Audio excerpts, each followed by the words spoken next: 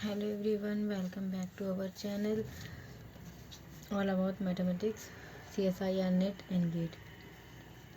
आज हम पढ़ने वाले हैं LPP लीनियर प्रोग्रामिंग प्रॉब्लम, जिसका लेक्चर नंबर 1 है। ठीक है, तो पहले हम देखते हैं LPP होती क्या है, इसकी डेफिनेशन देखते हैं। इसकी डेफिनेशन है linear programming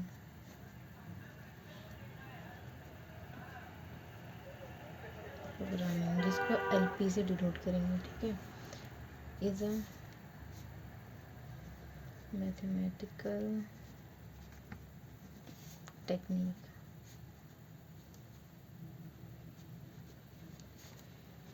use for optimisation. Optimisation क्या होता है? मिनिमम या मैक्सिमम फाइंड करना। ठीक है, मतलब अगर हम कोई चीज़ इन्वेस्ट कर रहे हैं तो वो मिनिमम करेंगे और जो प्रॉफिट हमें मिलेगा वो मैक्सिमम होना चाहिए। या क्वेश्चन के अकॉर्डिंग जो भी हमें फाइंड करना है वो ऑप्टिमाइजेशन होगा। ठीक है, it involve finding the best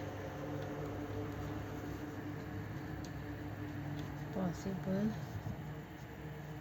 solution, minimum या मैक्सिमम जो भी है, to a problem that can be did by linear relationship subject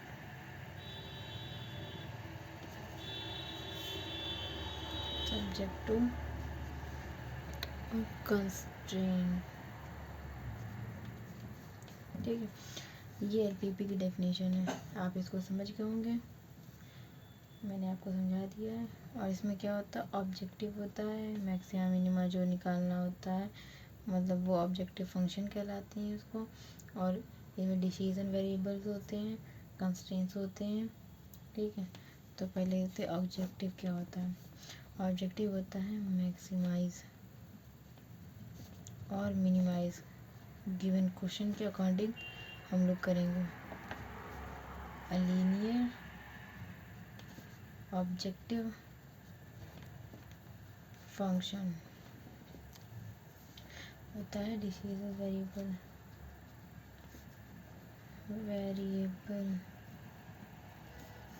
ठीक है, इसकी डेफिनेशन होती है variables that represent the quantities to be determined in the problem। ठीक है, इसमें क्या है, वेरिएबल्स होते हैं जो कि हमारे मतलब प्रॉब्लम्स को बताते हैं, उसे हमें सॉल्व करना होता है। वेरिएबल्स क्या होंगे, कहीं पे एक्स होगा, वाई होगा, x1 y1 करके दिए होंगे, और एंड सो ऑन। बहुत से वेरिएबल्स को यहाँ डिसीजन वेरिएबल्स बोलते हैं। कंस्ट्रेंट क्या होता है, कंस्ट्रेंट होते हैं कोई प्रतिरोध, रुकावट, जो उसमें कोई रुकावट होती है उसको कंस्ट्रेंट बोलते हैं। ठीक है, पहले डेफिनेशन देखते हैं फिर क्लियर करते हैं। लीनियर इनइक्वालिटीज और इक्वेशन, मतलब इक्वेशंस दी होंगी या लीनियर इक्वालिटी दी होगी जो कि डिफाइन होगी फीजिबल रीजन में। डिफाइन द फीजिबल रीजन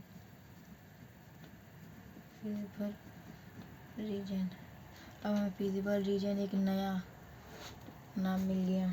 ठीक है। तो हम फिजिबल रीजन के बारे में बात करेंगे। फिजिबल रीजन क्या होता है, फिजिबल रीजन की डेफिनेशन देखेंगे।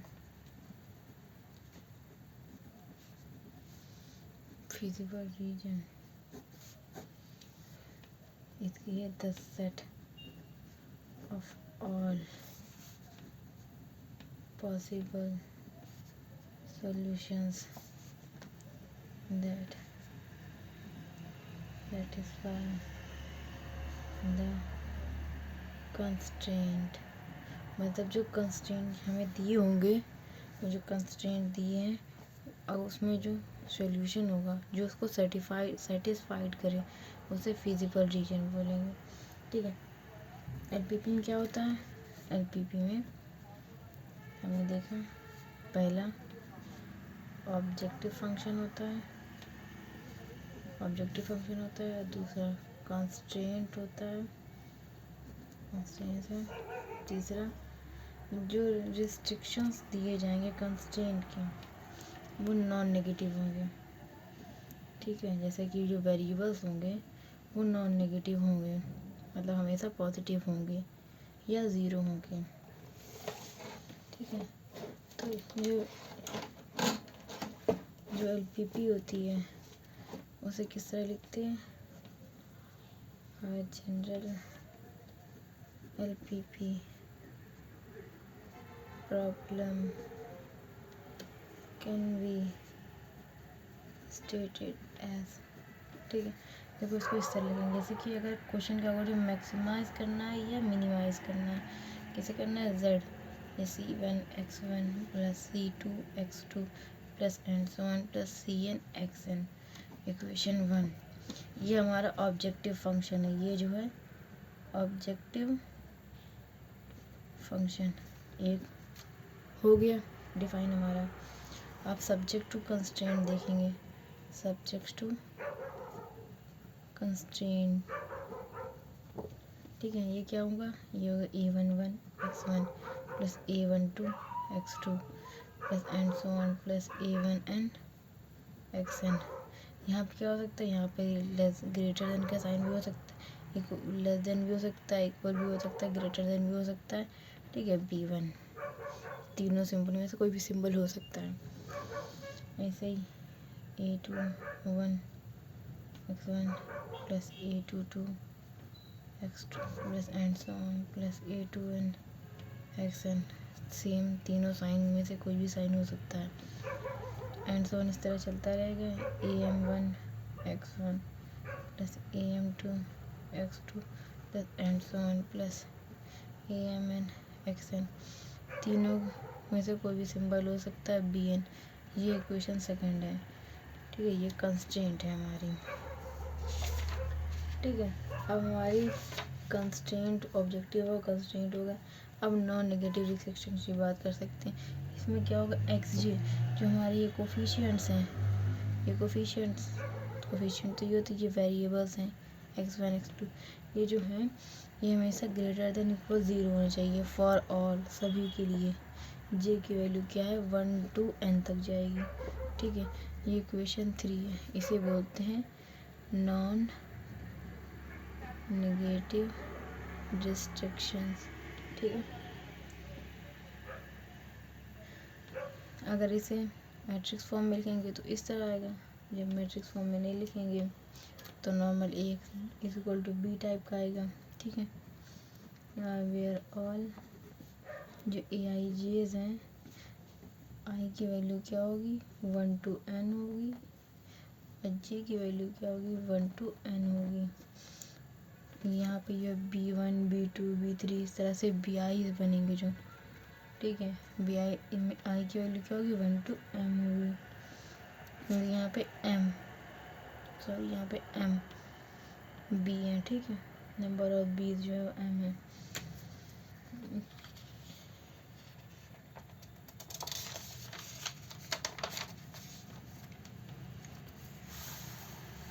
अब फिजिबल सॉल्यूशन में बात करते हैं। जैसे कि हम लोग कोई इक्वेशंस लेते हैं। ठीक है। जैसे कि मान लो A plus B is equal to 1। ठीक है। ये इक्वालिटी है, हो सकता है A plus B greater than equal हो, ठीक है, A plus B greater than equal हो 1 और ये लेस देन इक्वल हो 1, ठीक है। ये 3 हो सकती है, इसमें से हम ये वाली चूज़ करते हैं क्योंकि इक्वल टू 1 ये जो है ये एक लाइन शो करेगी, ठीक है, जबकि ये दोनों जो हैं ये सरफेस शो करते हैं, ठीक है। ये तो आपको पता होगा कि ये लाइन शो करती है, ये सरफेसेस शो करते हैं। कैसे शो करते हैं, जैसे कि हम एक एक्स वाई प्लेन लें या ए बी प्लेन, क्योंकि आप ए बी वेरिएबल्स लिए तो एक्स वाई प्लेन है हमारा, ठीक है। तो ए बी प्लेन मान लो यहाँ पे कहीं इस तरह से लाइन बन रही है, इसकी जो इक्वेशन है A plus B equal to 1 है, ठीक है।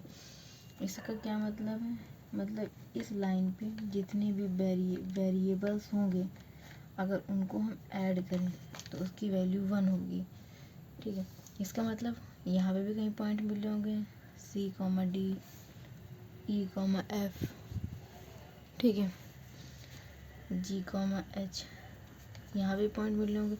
मतलब यहाँ पे सी प्लस डी जो है वो इक्वल टू 1 नहीं हो रहा होगा, ई प्लस एफ जो है इक्वल टू 1 नहीं हो रहा होगा, जी प्लस एच जो है वो इक्वल टू 1 नहीं हो रहा होगा। मतलब ये जो है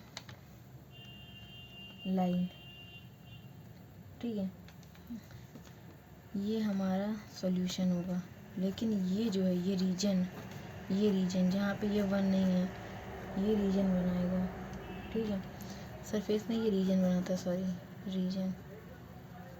रीजन होता है, सरफेस नहीं, ये रीजन है, ठीक है। रीजन बना रहा है तो रीजन बनाने की क्या कंडीशन होती है, अगर वो रीजन बना रहा है इक्वल नहीं है इसका मतलब क्या है, या तो ग्रेटर देन है या तो लेस देन है, ठीक है। अगर ग्रेटर देन है या लेस देन है तो यहाँ पे बनेगा, ठीक है। तो ये हमारा रीजन हो गया है। और हमें क्या होता है, हमें जो है अपनी सॉल्यूशन को मैक्सिमा या मिनिमा देखना होता है। तो अब यहाँ पर हम लोग क्या करेंगे, हमारे पास तीसरी कंडीशन होती है non negative restriction. Non negative का यहाँ पर आते ये भी नेगेटिव हो जाता है, यहाँ पे एक्स नेगेटिव है, यहाँ पे वाई नेगेटिव है, यहाँ पे वाई नेगेटिव होता है। तो हम लोग पहला जो क्वाड्रेंट होता है ये, इस क्वाड्रेंट पे जो रीजन बनता है वो हमारा फिजिबल रीजन होता है। ये पूरा रीजन है, यहाँ सब सोल्यूशन है, इन दोनों के ये सब सोल्यूशन है, और इस इक्वेशन का यहाँ सोल्यूशन है। यहाँ पर ये जो बन रहा है ये रीजन, ये हमारा फिजिबल सॉल्यूशन है। ये फिजिबल सॉल्यूशन की डेफिनेशन है, देखो क्या है, द सेट मिलता है of all possible solution that satisfies the constraint, ठीक है। जो कि देखो यहाँ पर जो सॉल्यूशन मिल रहा है इस इक्वेशन के लिए ये तो सेटिस्फाइड कर जाएगा ना इन दोनों इक्वेशन को यहाँ पर ये इस रीजन में, तो ये इसका सॉल्यूशन हो गया, ये फिजिबल सॉल्यूशन हो गया। और तीसरा क्या है, नॉन नेगेटिव कंस्ट्रेंट लगा दें तो ये इस नॉन नेगेटिव क्या होता है फर्स्ट क्वाड्रेंट में, तो ये हमारा फिजिबल रीजन बन जाएगा जो हमको चाहिए होता है, ठीक है। फिजिबल सॉल्यूशन अच्छे से बता दिया कि हमारे लिए वही रिक्वायर्ड फिजिकल सॉल्यूशन है जो यहाँ पर है फर्स्ट क्वाड्रेंट में। अब मैट्रिक्स फॉर्म ऑफ एलपीपी देखते हैं। मैट्रिक्स फॉर्म ऑफ एलपीपी, पहले क्या होता है हमारा ऑब्जेक्टिव फंक्शन होता है जो कि मैक्सिमा या मिनिमाइज करना होता है, इसको ऑप्टिमाइज भी बोलते हैं। z equal to C X लिख देते हैं, यहाँ पे सी एक्स में लिखते हैं, यहाँ पे c1x1 प्लस c2x2, तो यहाँ पे बड़ा C और x लिख दिया, बड़ा X इस तरह लिख सकते हैं, ठीक है। सब्जेक्ट्स टू कंस्ट्रेंट में क्या होगा, इसको किस तरह लिख सकते हैं ax, और यहाँ पे क्या होता है ग्रेटर देन लेस देन, और कोई भी साइन हो सकता है बी में। यहाँ पर जो x होता है वो पॉजिटिव होता है। तीसरी कंडीशन, ये पहली इक्वेशन है, ये दूसरी वाली होती है, ये तीसरी वाली होती है इसमें, ठीक है। यहाँ पे क्या होता है, ए बराबर जो होता है वो ए आई जी होता है। ए आई जी की मैट्रिक्स बनेगी, इस कोफिशिएंट मैट्रिक्स बोलते हैं इसको, coefficient matrix of order M cross N. ठीक है, ये एम क्रॉस एन की बनती है।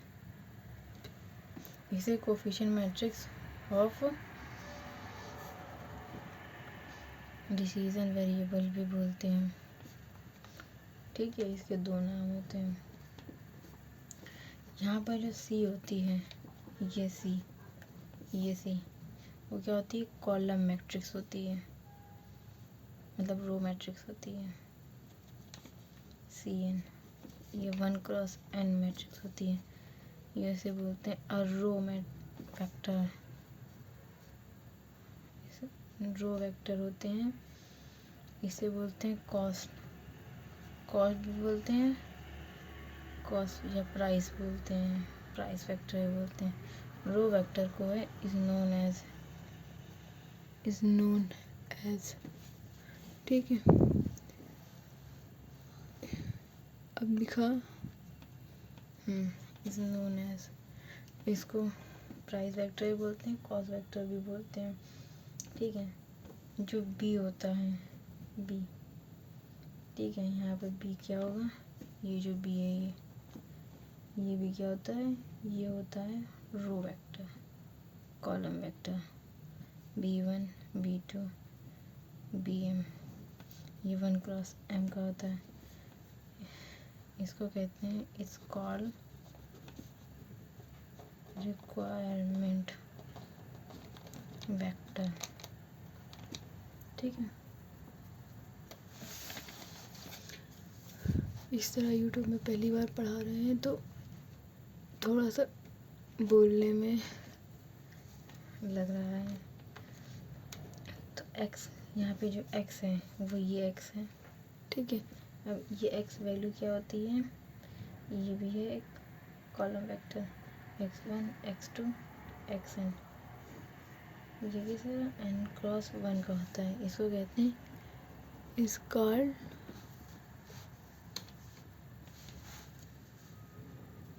इसे वेरिएबल बोलते हैं या कॉलम वेक्टर बोलते हैं ऑफ डिसीजन वेक्टर। ठीक है, अब हमने यहाँ पे z का c जान लिया, x जान लिया, b जान लिया, ये जो है हमारी, हमने ये भी जान लिया। ठीक है, कोफिशिएंट मैट्रिक्स होती है। हम लोग टाइप ऑफ सॉल्यूशंस की बात करते हैं। ठीक है, टाइप्स ऑफ सॉल्यूशन, यहाँ पर पहला तो होता है सॉल्यूशन, सिंपल सॉल्यूशन। सॉल्यूशन क्या होता है, जो नॉर्मल सॉल्यूशन होता है उसी को सिंपल सॉल्यूशन बोलते हैं। ठीक है, सॉल्यूशन होता है of value of set of variables x1 x2 और xn which satisfies equation second is called the solution of LPP। अगर हम नॉर्मल सॉल्यूशन की बात करें, सॉल्यूशन क्या होता है, तो आप लोग क्या कहेंगे कि कोई भी वेरिएबल का जो सेट होता है, अगर उसमें कोई भी नंबर रखें, अगर उसको सेटिस्फाइड कर दे तो हम सॉल्यूशन बोलते हैं। जैसे बोले कि x + y = 2 और x + 2y = 3, तो हम यहाँ पे x और y की वैल्यू निकालेंगे और इसमें रख के देखेंगे। हाँ, अगर ये क्वेश्चन सेटिस्फाई कर रही है तो बोलते हैं हाँ x और y वो उसकी वैल्यू है, तो उसी को सॉल्यूशन बोलते हैं। तो वही बात को लैंग्वेज में लिख के बताया गया है। सॉल्यूशन क्या होता है, जो भी किसी वेरिएबल की वो वैल्यू जो कि उस इक्वेशन को सेटिस्फाई करें। ठीक है, एक होता है फिजिबल सॉल्यूशन, सेकंड सॉल्यूशन होता है फिजिबल सॉल्यूशन। ठीक है, पहले उसका नाम क्या है, फिजिबल सॉल्यूशन, मतलब पहले तो सिर्फ सॉल्यूशन होना चाहिए, बाद में फिजिबल होना चाहिए। सॉल्यूशन की डेफिनेशन प्लस फिजिबल की डेफिनेशन मिला के फिजिबल सॉल्यूशन मिलता है। तो क्या है इसकी definition, the set of values of the variables which satisfies the set of constraints। यहाँ तक तो सॉल्यूशन की डेफिनेशन हो गई। अब फिजिबल की, and the non negative restrictions of the problem। ठीक है, मतलब सॉल्यूशन होना चाहिए और नॉन नेगेटिव होना चाहिए। सॉल्यूशन है और नॉन नेगेटिव है तो वो फिजिबल सॉल्यूशन हो जाता है। ठीक है, या सेकेंड डेफिनेशन लिखो। We can say the solution which satisfy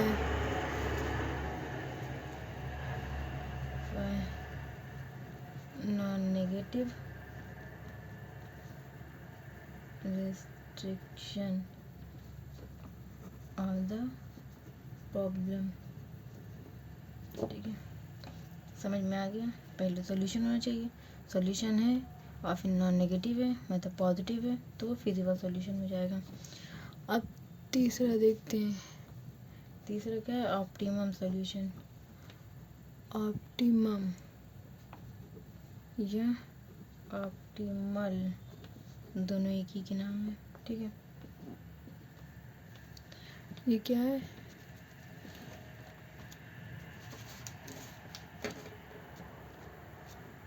page पे लिख लेते हैं।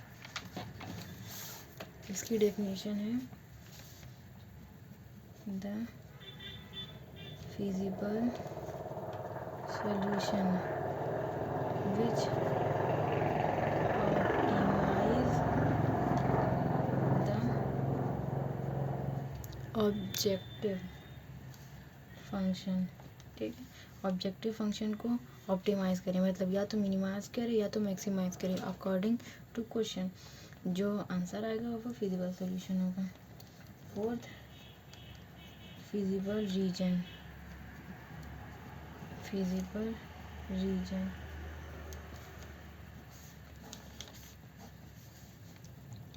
the feasible region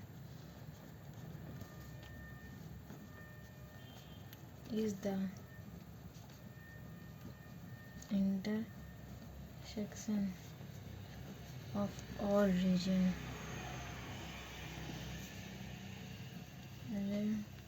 represented the constraints of the problem and is restricted to the first quadrant only। मतलब क्या, feasible region is the intersection of all region मतलब जितने reason बनेंगे उन सब का इंटरसेक्शन जो होगा कंस्ट्रेंट के रिस्पेक्ट में। ठीक है, जो इंटरसेक्शन होगा कंस्ट्रेंट से जो रीजन बनेगा सबका उसका इंटरसेक्शन लेंगे। लेकिन हमारे पास इंटरसेक्शन लेने के बाद वो जो एरिया होगा जितना एरिया फर्स्ट क्वाड्रेंट में आएगा उसे फिजिबल रीजन बोलेंगे। ठीक है, पांचवा है कॉर्नर पॉइंट। कॉर्नर पॉइंट क्या होते हैं? द वर्टेक्स ऑफ फिजिबल या कॉमन रीजन भी बोल देते हैं। ठीक है, याद रखने के लिए तो उसे बोलते हैं कॉर्नर पॉइंट। मतलब जो भी इंटरसेक्शन होगा उसका या फिजिबल रीजन बनेगा उसके जो वर्टेक्स बनेंगे, वर्टेक्स कोने टाइप के जैसे इस तरह के ये बनेंगे तो ये कोनों को बोलेंगे कॉर्नर पॉइंट। ठीक है, अब हमने सारी डेफिनेशन छोटी जान ली। अब हम जानेंगे ग्राफिकल मेथड। ठीक है, ग्राफिकल मेथड फर्स्ट मेथड है।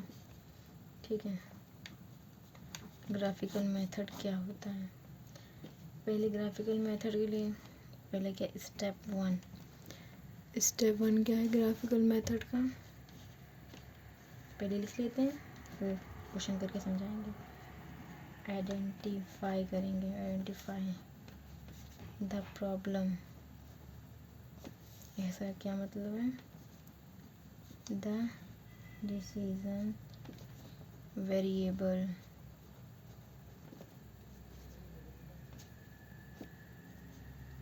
The objective and the restrictions, मतलब ये तीनों चीज़ें गिवन होनी चाहिए। पहले ये देखेंगे, जब देखेंगे हाँ है तो स्टेप सेकंड देखेंगे। अब हम एक ग्राफ बनाएंगे, plot a graph representing the constraint. जैसे एक्स वाई होता था, यहाँ पे अगर एक्स वाई दिया गया तो एक्स वाई, और X one Y X one या एक्स टू दिया गया है तो वो कंस्ट्रेंट इस तरह से लेंगे तो उसमें रिप्रेजेंट करेंगे of the problem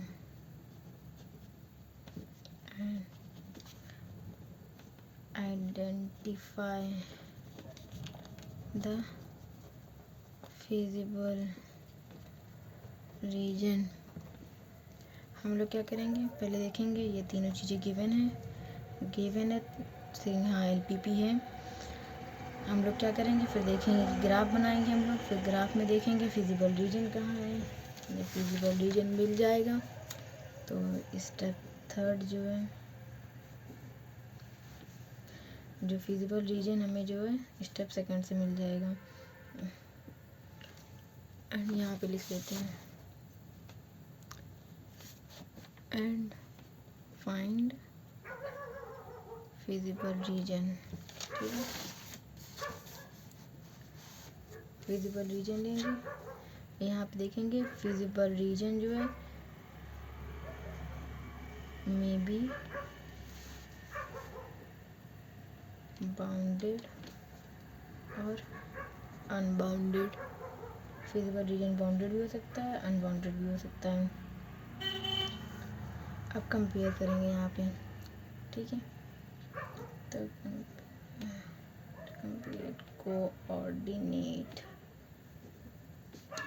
all corners.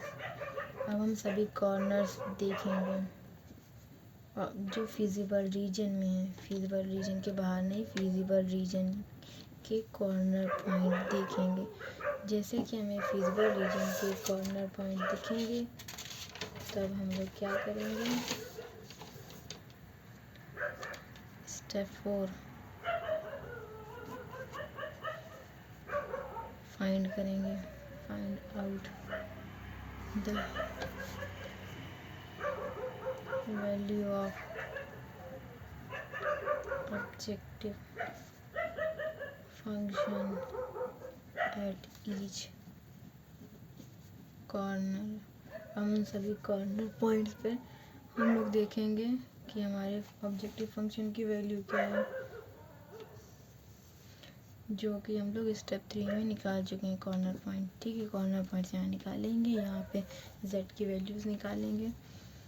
Step 5 क्या है, select the corner point, select the corner point that optimize the value of the objective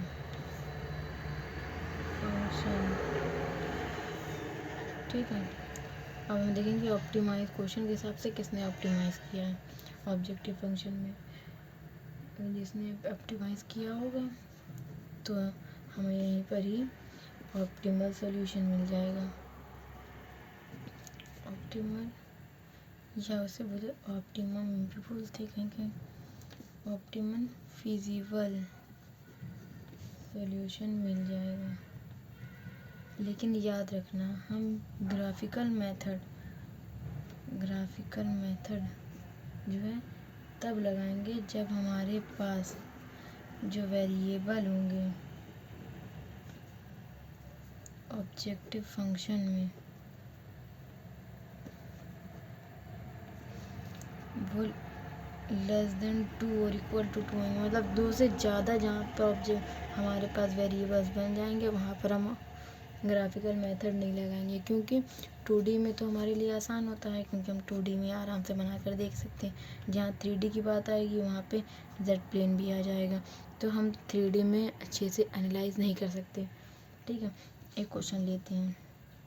question क्या है, हमें जो है मैक्सिमाइज करना है, मैक्सिमम निकालना है। तो z इज इक्वल टू 2x plus 3y subject to constraint, जो है कंस्ट्रेंट दिया गया है x plus Y greater than equal 5, 2x plus Y greater than equal 6, 0 y is equal to 0। इसमें देखो ये क्वेश्चन 1 है, ये क्या होती है, ये हमारे पास z जो होता है, देखो यहाँ पे क्या होता है, ऑब्जेक्टिव फंक्शन है हमारे पास स्टेप पहला। कंस्ट्रेंट देखो ये है हमारे पास ऑब्जेक्टिव सेकंड क्वेश्चन, इक्वेशन तीसरी हमारे पास कंस्ट्रेंट है, और ये इक्वेशन तीसरी है, ये देखो नॉन नेगेटिव है, पॉजिटिव है मतलब। तो हमारे पास तीनों फुलफिल कर दी। अब जो है हम लोग सॉल्व करते हैं क्वेश्चन को। इक्वेशन क्या है, पहले अब एक हम ग्राफ बनाएंगे। ठीक है, एक ग्राफ बनाया हमने, यहाँ x लिया, यहाँ पर y लिया। ठीक है, x और y, x plus Y is greater than equal 5। पहले क्या करेंगे, इसको इक्वल में चेंज कर देंगे हम लोग, फिर एक बॉक्स बनाएंगे, दो लेंगे, एक में x और एक में y। ठीक है, लिया। अब यहाँ पे हम अगर x 0 रख दें तो y की वैल्यू 5 आ जाएगी। ठीक है, और अगर हम y यहाँ पे 0 रख दें तो x की वैल्यू 5 आ जाएगी, तो हमें पॉइंट मिलेगा। यहाँ पे 0,0 होता है, एक पॉइंट मिलेगा 0, x पे 0, y पे 5। मान लीजिए y यहाँ पर है, तो ये क्या मिलेगा, x और y 0,5 मिला। अब देखो ये दूसरे में, अब यहाँ पर क्या है, y तो 0 है, x 5 है, क्या है 5,0 हमें मिल गया। अब दूसरी इक्वेशन क्या है हमारे पास, 2x plus Y is greater than equal 6। पहले इसको इक्वल में चेंज करेंगे, फिर यहाँ पर एक बॉक्स बनाएंगे x और y। यहाँ पे x की वैल्यू 0 रखते हैं तो y की वैल्यू 6 आती है। अगर हम यहाँ पे y की वैल्यू 0 रख दें तो x की वैल्यू 3 आएगी।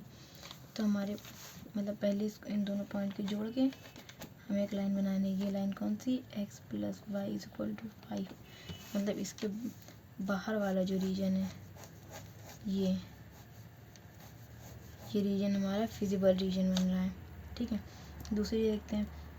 दूसरी लाइन क्या है, x क्या है, यहाँ पे 0 है, y 6 है, x 0 है, y 6 है, तो ये क्या हुआ 0,6 यहाँ मिला। और दूसरी क्या है, यहाँ पे y 0 है, x 3 मान लो यहाँ पर है, तो 3,0 यहाँ मिली। अब इन दो पॉइंट को ऐड करेंगे। ठीक है, ये दो पॉइंट को ऐड किया, यहाँ पे क्या लाइन मिली, 2x plus Y is equal to 6। ठीक है, अब यहाँ पर क्या देखो, हमें इक्वेशन क्या है, ग्रेटर देन लेस देन 5 दिया है। ठीक है, इसका मतलब क्या है, ये जो है ये किस तरफ जाएगी, ये ओरिजिन की तरफ जाएगा। ठीक है, ये यहाँ पर भी आएगा, यहाँ पर भी बहुत सारे अनकाउंटेबल फिजिबल रीजन है, क्योंकि बहुत बड़ा यहाँ पे पॉइंट आएंगे जो कि इस इक्वेशन को सेटिस्फाइड करेंगे, लेकिन हमें वही चाहिए जो फर्स्ट क्वाड्रेंट में है। ठीक है, तो ये जो है लेस देन है तो यहाँ जाएगा, यहाँ पर भी लेस देन वाला साइन है, तो इसी ये वाली भी क्या होगा, ये भी नीचे की ओर जाएगा, ये भी नीचे की ओर जाएगा। देखो ये इसका क्या बनेगा, ये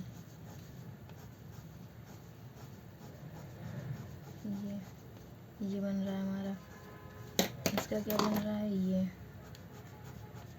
फिजिबल रीजन की हमने पीछे डेफिनेशन क्या बताई थी, जो इंटरसेक्शन होगा दोनों का वो फिजिबल रीजन होगा। अब इनका इंटरसेक्शन क्या है, इधर देखो, यहाँ पे ग्रीन लाइन है, यहाँ पर रेड, दोनों लाइन है। वहाँ पे, यहाँ पे ग्रीन नहीं है तो ये हमारा फिजिबल रीजन नहीं है। यहाँ पर रेड लाइन नहीं है तो ये हमारा फिजिबल रीजन नहीं है। यहाँ पर रेड लाइन नहीं है, ये फिजिबल रीजन नहीं है। यहाँ पर भी नहीं, दोनों इंटरसेक्शन नहीं कर रहे। इंटरसेक्शन कहाँ है? सिर्फ इस पॉइंट पे, ये यहाँ पर,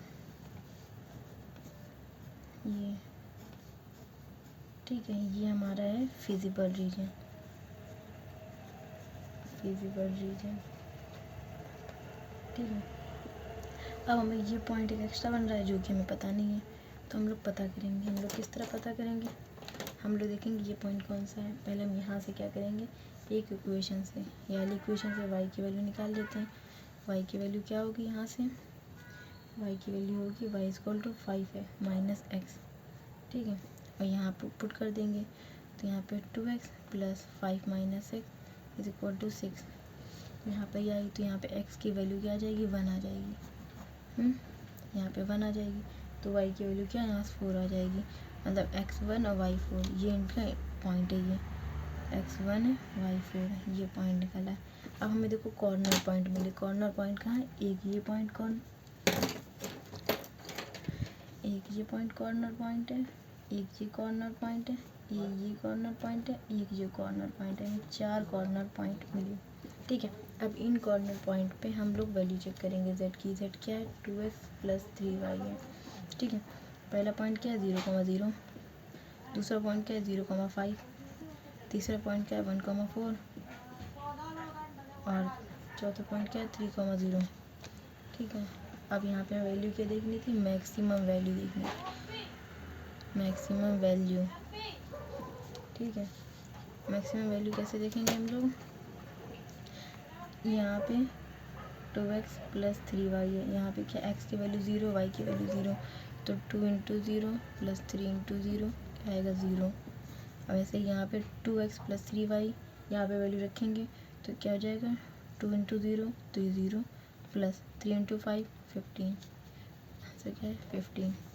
ये 2 इंटू 1 यानी 2 प्लस 3 इंटू 4, 4 3 12, 12 2 14, ठीक है, 14 आया। और ये क्या होगा? 2 इंटू 3 प्लस 3 इंटू 0 यानी 6।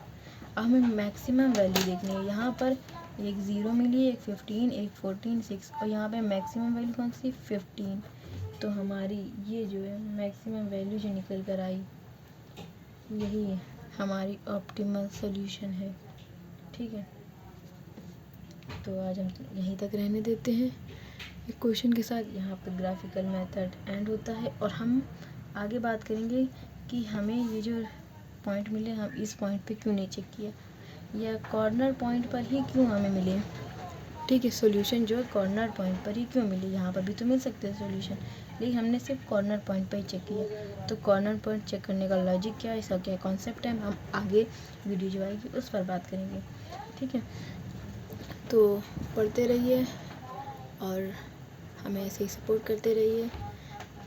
और ये हम अभी नेट के लिए पढ़ा रहे हैं, फिर कुछ दिनों बाद गेट, CSIR, नेट, CUET और BSc, MSc जैसे कि फंक्शनल एनालिसिस बहुत कम लोग पढ़ाते हैं, तो वो भी कवर करेंगे। BBA का, MBA का, MCA का, BCA का, BTech, MTech, हम ये सारे टॉपिक जो हैं सिलेबस कवर करेंगे और पढ़ाते रहेंगे, ठीक है।